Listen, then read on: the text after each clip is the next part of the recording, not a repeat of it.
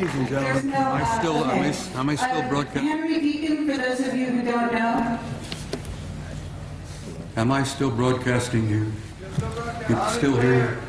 I'm going to ask. I was going to share a small story with you before I ran out of time. I'm going to ask the gentleman to please bear with me and give me just a few moments.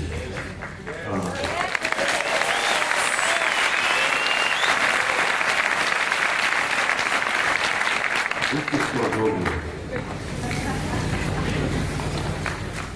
I attended my son's retirement ceremony in Washington, D.C. in November. My boy retired in November in Washington as a full captain of the United States Navy after 30 years of service. And while I was at this retirement party, the room was filled with admirals and generals, and retired commanders and captains and so on.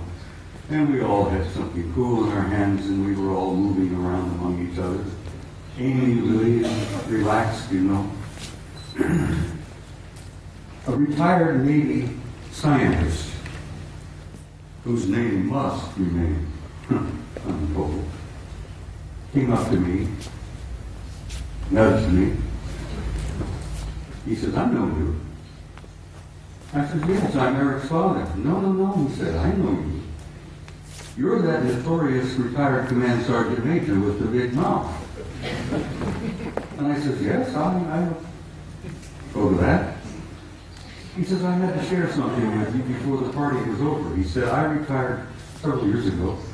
He said, "My last job was at a government laboratory in Nevada, a few miles from Las Vegas."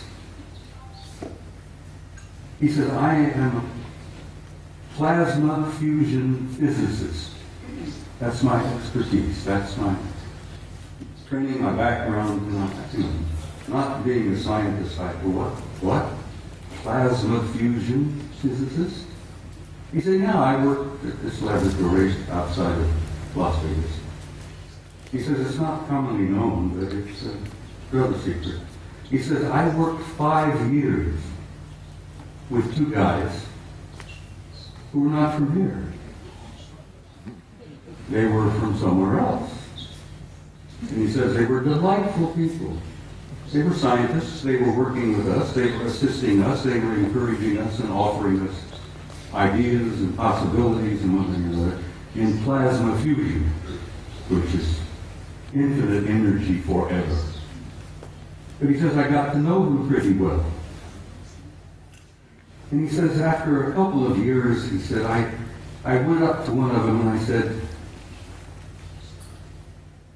"What do you guys really think of us human beings?" And this chap, through somewhere, said, "Well, since you've asked, we think you are how did he word it? A primitive, savage, and dangerous race." And the scientist said, I had to agree with him. We are. We're a primitive, savage, and dangerous race at the moment. The other chap was standing there, who had been listening in. He was also from somewhere. Said, "You also smell bad."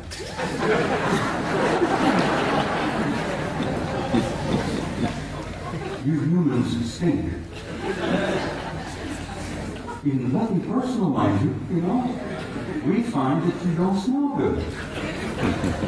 And the scientist said, my first thought was, I didn't spray out of my arms this morning to make you. And they tried to explain that we humans have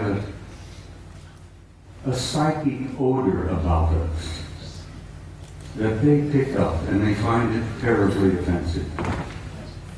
But it hit me in the eyes because when I was a boy growing up, my grandmother used to say, if we could only see ourselves as others see us, it helped so much to develop our integrity and our character and all that.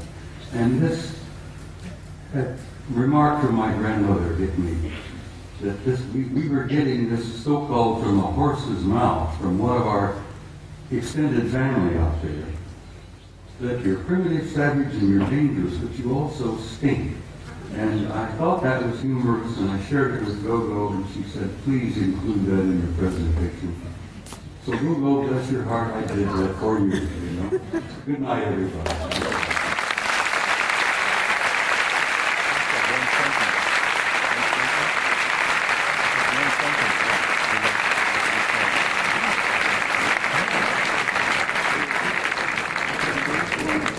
One sentence. It relates directly to what Bob has said. If you want contact, raise your spirit high. And that's what they want. Because they don't want to mix with you if you're savage beasts. It's that simple. Just relax and be happy and work with each other. It's a very simple message. Thank you, Henry. Thank you.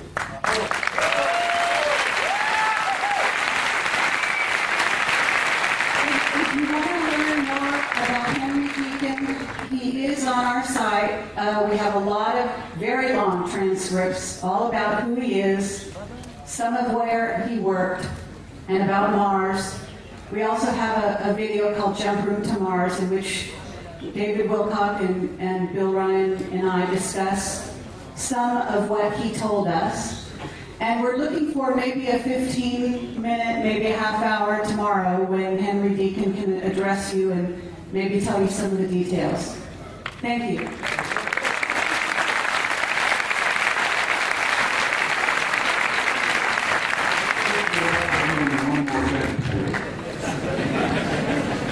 I must add this.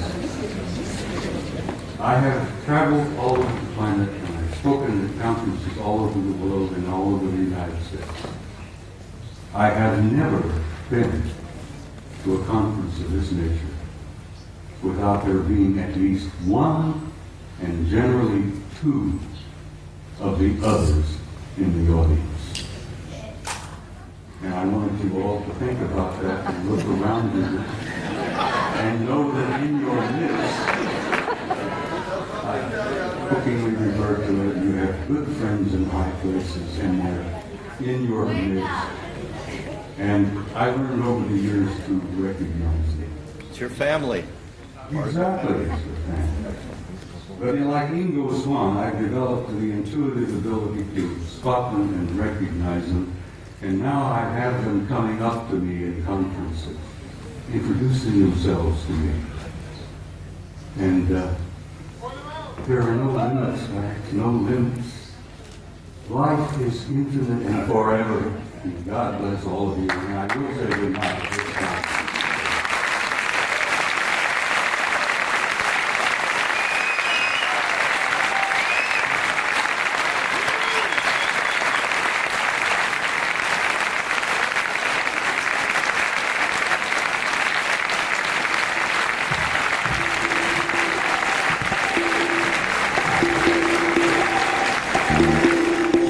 Thank you.